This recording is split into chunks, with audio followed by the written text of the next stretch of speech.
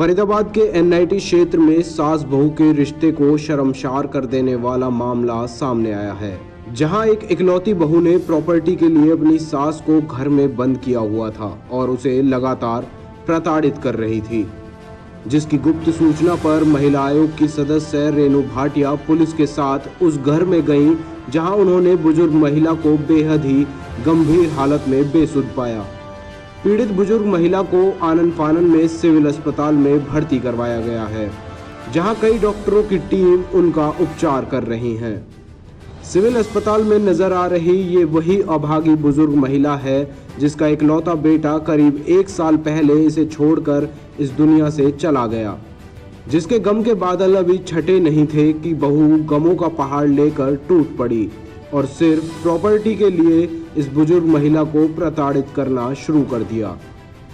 महिला आयोग की सदस्य रेनू भाटिया के मुताबिक उन्हें गुप्त जानकारी मिली कि एक बुजुर्ग महिला को उनकी बहू हद पार करके प्रताड़ित कर रही है, जिसकी वजह से उनकी हालत गंभीर है। जिसकी सूचना पर पहले रेनू भाटिया ने 2 दिनों तक रैकी की और पूरे मामले की असलियत जानी और फिर पुलिस कर्मियों के साथ घर में घुस गईं। देखिए, हमें एक गुप्त सूचना के आधार पर इसकी प्रोसीडिंग हमने की है।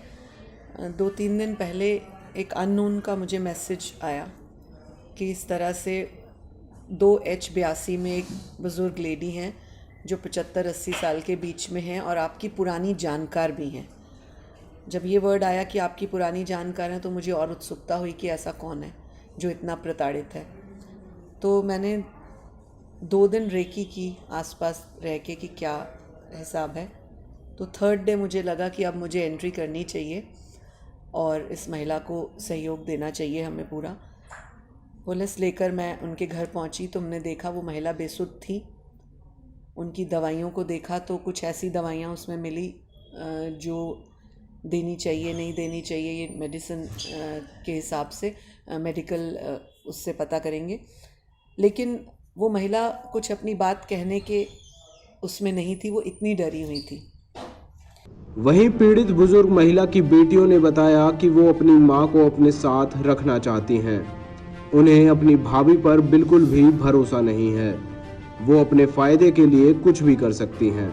मम्मी को की जान को कोई खतरा नहीं है। जो लेडी हम लोगों पे घर बैठे इल्जाम गंदे गंदे लगा सकती है, वो तो कुछ भी कर सकती है। सारे इल्जाम। अच्छा, एक और चीज़ सामने आ रही थी कि कई साल पहले जो उनकी 9 साल की बच्ची है, जिसके माध्यम से जिसको टूल बनाकर उन्होंने यूज़ किया है, वो बीके अस्पताल भी छोड़ गई थी जब वो भर्ती हुआ था। उसका कुछ ऐसे छोड़ गई थी अपने बच्चे टोटली।